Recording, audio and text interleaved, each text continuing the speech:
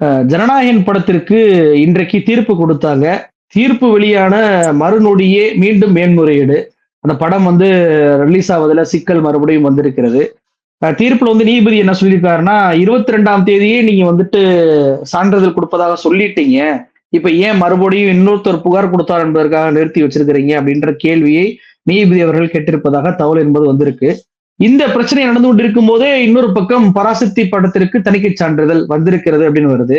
இப்போ விஜய் ரசிகர்களும் சரி, அவங்களுடைய ஆதரவாளர்களும் சரி என்ன சொல்றாங்கன்னா, பராசக்திக்கு பாருங்க திமுக இயக்கக்கூடிய திமுக ஆதரவில் இருக்கக்கூடிய படத்துக்கு வந்து தணிக்கை சான்றிதழ் வந்துருச்சு. ஆனா விஜய்க்கு மட்டும் வரல. விஜய் இனிமே பாஜக பி டீம் அப்படின்ற பிரச்சாரம் பண்ணக்கூடாது. வந்து பாஜகவும் திமுகவும் மறைமுக கூட்டணி அப்படின்றது இதன் மூலமாக வெளிச்சத்துக்கு வந்துருச்சு அப்படின்ற வாதத்தை வைக்கிறாங்க. நீங்க எப்படி பார்க்கிறீங்க? இப்படி ஒரு நாடகத்தை அரங்கேற்ற வேண்டும் என்று ஏற்கனவே வசனங்கள் எழுதி வைத்துவிட்டு இன்றைக்கு நாடகம் அரங்கேற்றப்படுகிறது. அப்படித்தான் இதை புரிந்து கொள்ள வேண்டும். காரணம், நீங்க வந்து பாரதிய ஜனதா கட்சியினுடைய கைக்குள் விஜய் போய் சிக்கிக் கொள்வதற்கான வேலைகளை மிக சிறப்பாக பாரதிய ஜனதா கட்சி செய்தது. கரூர் விவகாரத்திலும் அப்படித்தான் விஜய் போய் சிக்கிக் கொண்டார் ஆதவ் அர்ஜுனாவினுடைய ஏற்பாட்டில். இப்போதும் அப்படித்தான் போய் சிக்கிக் கொண்டிருக்கிறார். முதலில் நான் ஒரு விஷயத்தை உடைத்து பேச வேண்டும் என்று நான் நினைக்கிறேன். நீங்க ஏன் வந்து பராசக்திக்கு அனுமதி கொடுத்தவர்கள் இங்க அனுமதி கொடுக்கல அப்படிங்கிற ஒரு கேள்வி இருக்கு இல்லையா? பராசக்திக்கும் இதே போன்ற நெருக்கடிகள் வந்தது. தீ பரவட்டும் என்கிற இந்தி எதிர்ப்பினுடைய குரல் இருக்குல்ல, அந்த குரலை அப்படியே அந்த படத்தில் வைத்திருந்தார்கள். அதை நீதி பரவட்டும் என்று மாற்ற வேண்டும் என்று சொல்லி இருக்கிறார்கள். அப்ப தீ பரவட்டும் என்கிற வார்த்தையை மாற்ற வேண்டும் என்று சொன்னதற்கு பிறகு மாற்றி இருக்காங்க.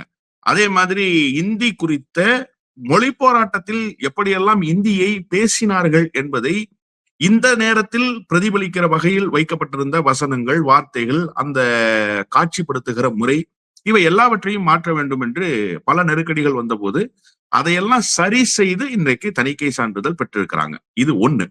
இன்னொன்னு, நீங்க வந்து நீதிமன்றத்துக்கு போனீங்க, பராசக்தியின் தரப்பு நீதிமன்றத்துக்கு போகல. இங்க இருக்கிற சிக்கலை நீங்க புரிஞ்சுக்கணும். இப்ப நீங்க நீதிமன்றத்துக்கு போகாமல் இருந்திருந்தால் ஒருவேளை சென்சார் போர்டு வந்து உங்களுக்கு அந்த சான்றிதழை அவர்கள் கேட்ட மாதிரி செய்து கொடுத்திருக்க முடியும். நீங்க முதல்ல உங்களுடைய ஃபைல் போனதே டிலேவா தான் போச்சுங்கிறது தான் தொடக்கத்தில் இருக்கக்கூடிய பிரச்சனை. 18ஆம் தேதியோ 17ஆம் தேதியோ கொண்டு போய் வைத்ததாக சொல்றாங்க. நேரம் இல்ல ரிவிஷனுக்குன்னு சொல்லும் போது உடனே என்ன பண்றாங்க, தட்கல் முறையில போய் ஒரு தேதியை பிக்ஸ் பண்றாங்க. 5 நாட்களுக்குள் அது நடக்குது. யுஏ சான்றிதழ் தரோம்னு சொன்னாங்க, ஆனா வந்து எங்களுக்கு அந்த சான்றிதழ் கொடுக்கல அப்படின்னு திரைத்துறையில இருக்கக்கூடிய ஒரு பிரச்சனையை எடுத்துட்டு வந்து பேசுறாங்க. நீங்க நீதிமன்றத்துக்கு போறீங்க. ஏன் உங்களுக்கு அதை தர மறுத்தாங்க அப்படிங்கிற செய்தியை பேச வேண்டியிருக்கு. நீங்க வந்து ஒன்றிய அரசினுடைய முப்படைகளினுடைய லட்சணையை பயன்படுத்தி இருக்கிறீங்க அப்படிங்கிற ஒரு குற்றச்சாட்டை அவங்க வந்து வைக்கிறாங்க. இதை வந்து ரிவிஷனுக்கு அனுப்பணும்னு சொல்றாங்க. ஃபர்ஸ்ட் அந்த படத்தை பார்த்த பிறகு அந்த குழுவில் இருக்கிற ஒருவர் அனுப்பணும்னு சொன்னதாக செய்தி இருக்குல்ல. இப்ப இந்த பிரச்சனையெல்லாம் பராசக்திக்கு வந்ததா? நீங்க அதை ரெண்டையும் எப்படி ஒப்பிடுறீங்க? பராசக்திக்கு இந்த மாதிரி பிரச்சனை வந்து நீங்க இதெல்லாம் வந்து மீண்டும் மாற்றி கொண்டு வரணும்னு சொன்னாங்களா, இல்ல ரிவிஷனுக்கு போகணும்னு சொன்னாங்களா? ரிவிஷனுக்கு போகணும்னு சொல்லி இருந்தாலுமே கூட பராசக்தி தரப்புல நீதிமன்றத்துக்கு போனாங்களா, நீங்க நீதிமன்றத்துக்கு போனீங்களா? சார், உடைத்து பேசுவோமே, பராசக்தி படத்தோடு ஜனநாயகன் படமும் சேர்ந்து வெளியாகுமே ஆனால் பராசக்தி சூப்பர் டூப்பர் ஹிட் ஆகும். ஏன்னா அது வந்து மொழிப்போர் களத்தை முன்னிறுத்தி இருக்கக்கூடிய படம். இன்னொன்று, சிவகார்த்திகேயனுக்கு நான் ஒன்னும் ரசிகர் இல்லை, ஆனா இப்ப இருக்கிற சூழல்ல இளைஞர்களினுடைய அந்த ஒரு ஆரவாரம் இருக்குல்ல, விஜயை விட கூடுதலாக சிவகார்த்திகேயனுக்கு இருப்பதாகத்தான் நான் பாக்குறேன். விஜய் வந்து பெரிய ஒரு நடிகர், அதுபோக அவருடைய கடைசி படம்னு சொல்றாங்க, ஹைப் எவ்வளவு இருக்கு, இதை மீறி வந்து பராசக்தி ஹிட்டுன்றீங்களே. இல்ல, நிச்சயமா. ஏன்னு கேட்டா, நான் 2 ட்ரெய்லரையும் பாக்குறேன். நான் ஒரு சராசரி திரைப்படத்தை பார்க்கக்கூடிய ரசிகனா பாக்குறேன். அரசியல்லாம் நம்ம ஒதுக்கி வச்சிருவோம் இந்த படத்துல. அப்ப ஜனநாயகன் படம் வந்து எனக்கு ஒரு பெரிய தாக்கத்தெல்லாம் ஏற்படுத்தல. இன்னொன்னு, அந்த படத்தை பார்க்கணும்ன்ற எண்ணத்தை உருவாக்கவே இல்லை ஜனநாயகன் படம். அது வந்து முழுக்க முழுக்க ஒரு கமர்ஷியலான படம் மாதிரியே இருந்தது. ஆனா இதனுடைய கதைக்கெல்லாம் அப்படி இல்லை. இந்த கதையில் வருகிற வார்த்தைகள், வசனங்கள் அப்படியே அந்த நேரத்துல வந்து மொழி போராட்டத்தை எப்படி முன்னெடுத்தார்கள் என்கிற அந்த ஒரு வரலாற்றோடு வருவது இருக்குல்ல, அது இந்த கூஸ் பம்ப்ஸ் மொமெண்ட்னு ஆங்கிலத்துல சொல்லுவாங்க. அந்த உணர்வை தூண்டியது இந்த படம். வேற அண்ணாவையுமே படத்துல வச்சிருக்காங்க. அந்த அவருடைய வசனமுமே அது இன்னும் உணர்ச்சி பூர்வமான அந்த நிமிடம். நான் உண்மையிலேயே கண்கலங்கி போனேன். சேத்தன் அவர்களை பார்க்கிற போது அண்ணாவை பார்ப்பது போல. ஏன்னா அண்ணாவை வந்து நம்ம வந்து படங்களின் வாயிலாகத்தான் பார்த்திருக்கோம். நேர்ல பார்க்கிற வாய்ப்பு இல்லை நம்மை போன்ற இளம் தலைமுறைக்கு. அண்ணாவினுடைய அரசியலை உள்வாங்குறோம், அண்ணாவினுடைய கொள்கையை மனதில் ஏந்துறோம், அது வேறு. ஆனால் அண்ணாவை போலவே ஒரு காட்சி நாம வந்து எத்தனையோ மேடைகள்ல நானே பேசி இருக்கிற சீவாத தலையோடு அந்த வெற்றிலை பாக்கு கரை படிந்திருக்கிற பற்களோடு ஒரு குள்ளமான உருவம் டெல்லிக்குள் வந்ததுன்னு சொல்லி பேசணும் இல்லையா?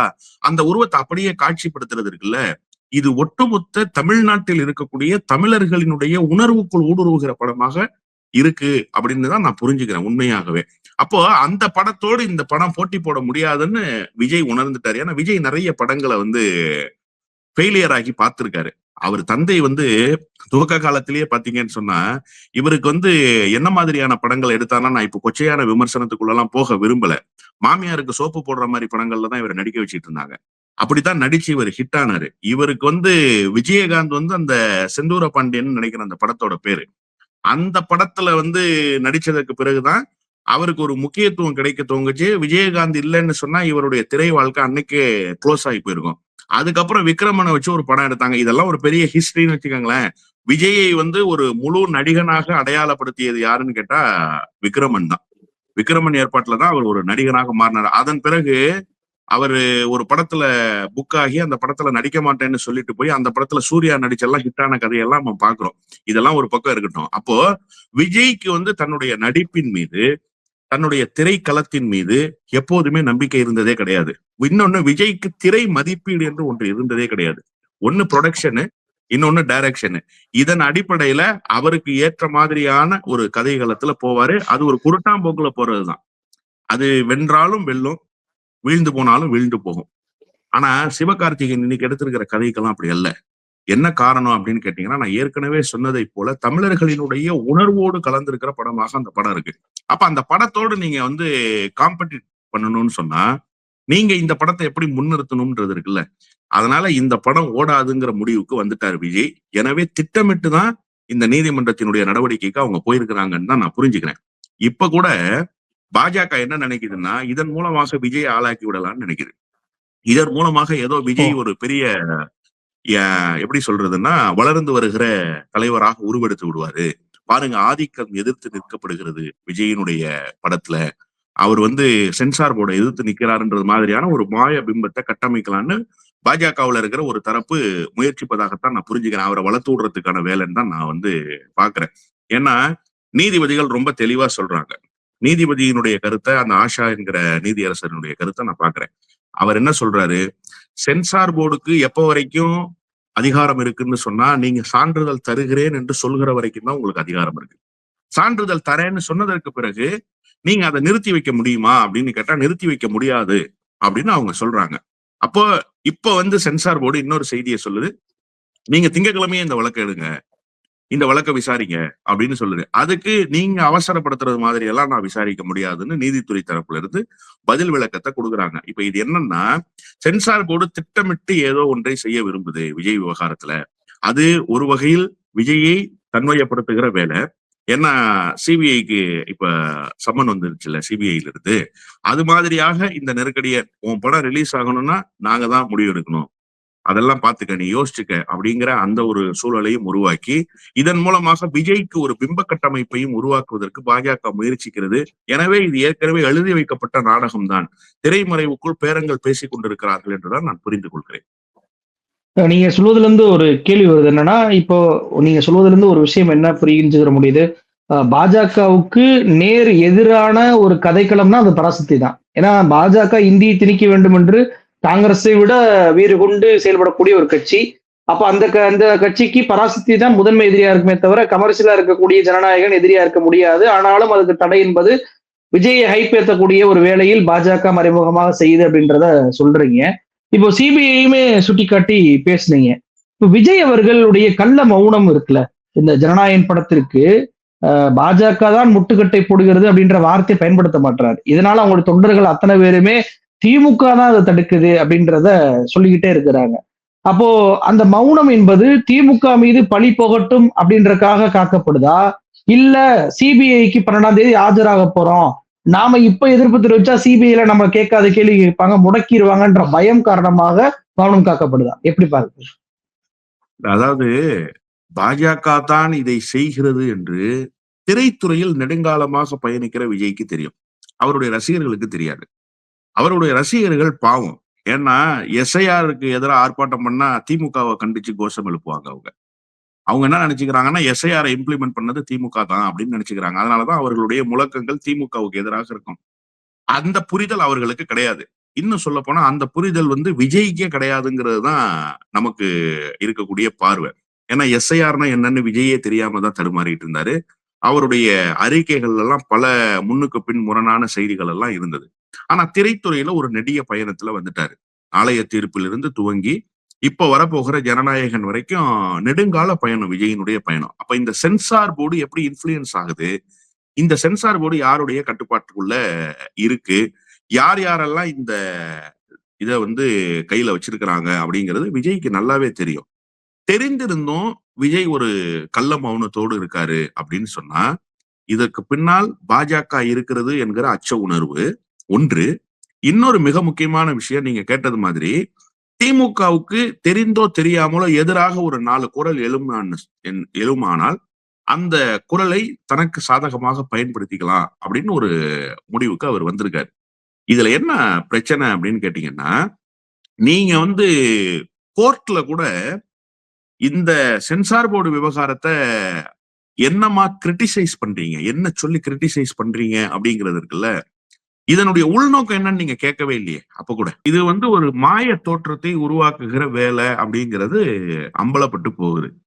இந்த விஜயினுடைய மௌனம் என்னன்னா, நீங்க குறிப்பிட்டதை போல திமுகவுக்கு எதிராக ஒரு குரல் எழுந்தாலும் அது தனக்கு சாதகமான குரல் அப்படின்னு நினைக்கிறாரு. ஆனா இதுல ஒரு பெரிய ஆபத்து சிக்கி இருக்கு. ஏன்னு சொன்னா, விஜய் சென்சார் போர்டு விவகாரத்துல இன்னைக்கு நேத்து இல்ல, படம் ரிலீஸ் விவகாரத்துல ஏற்கனவே அந்த தலைவா படம் வரும்போது ஜெயலலிதா அம்மையார்ட்ட சிக்கினார். அப்ப அதெல்லாம் ஜெயலலிதா அம்மையார் தான் செய்தாருங்கிறதையாவது விஜயால எக்ஸ்போஸ் பண்ண முடியும். அன்னைக்கு கட்சியே கிடையாது. ஆனா அந்த சம்பவம் எக்ஸ்போஸ் ஆயிடுச்சுல்ல. ஜெயலலிதா அம்மையாரால் தான் இது நடந்ததுன்றது எக்ஸ்போஸ் ஆயிடுச்சு. இன்னைக்கு நாம இந்த செய்தியை ஊர்ஜிதமா பேசுறோம்ல. இப்போ ஒரு அரசியல் கட்சியை கையில வச்சுக்கிட்டு நீங்க என்ன பண்ணணும்னா, குறைந்தபட்ச ஜனநாயகனினுடைய இந்த ரிலீஸ் செய்ய முடியாம போனதுக்கு காரணம் பிஜேபி தான்றத நீங்க எக்ஸ்போஸ் பண்ணணும்ல. குறைந்தபட்சம் எக்ஸ்போஸ் பண்ணணும். நீங்க பேச வேண்டாம் சார்.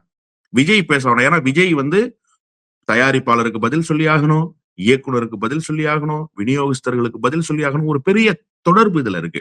லைட்மேன் வரைக்கும் இதுல பாதிக்கப்படுவான்ற கன்சர்ன் விஜய்க்கு இருக்கிறதாக கூட நம்ம வச்சுக்குவோம். ஏன் அண்ணன் செங்கோட்டையன், அந்த கட்சியினுடைய பொதுச் செயலாளராக இருக்கிற புஷி ஆனந்த், யாராவது ஒருத்தர் நீங்க பேசியிருக்க வேண்டாமா?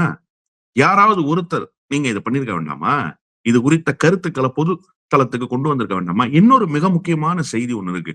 நீங்க இங்க இருந்து மலேசியாவுக்கு போனீங்கல்ல, ரொம்ப ஆடம்பர விழாவை நடத்துனீங்கல்ல, அந்த விழாவிலாவது இது போன்ற ஒரு நெருக்கடி இருக்குங்கிற வார்த்தைய எங்காவது ஒரு இடத்தில் நீங்க அங்க அரசியல் பேசியிருக்க முடியாது.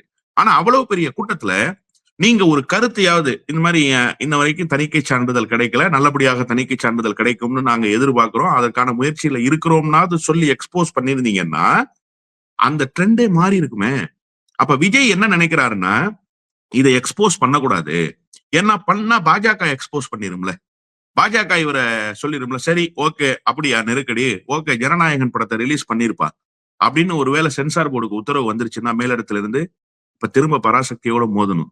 கடைசி படம் அட்டர் ஃபிளாப்ன்ற இடத்துக்கு வந்துடும். அதனால விஜய் தன்னுடைய சுயநலத்தின் பொருட்டு திமுகவுக்கு அவப்பெயர் ஏற்பட வேண்டும் என்கிற ஒரு நோக்கம் 40% இருந்தாலும் 60% பாஜகவை அம்பலப்படுத்தினால் நாம் மாட்டிக்கொள்வோம் என்கிற சிந்தனை தான். அதனாலதான் அவர் இந்த விஷயத்தை எக்ஸ்போஸ் பண்ணாம விட்டுட்டாருன்னு தான் நான் பாக்குறேன்.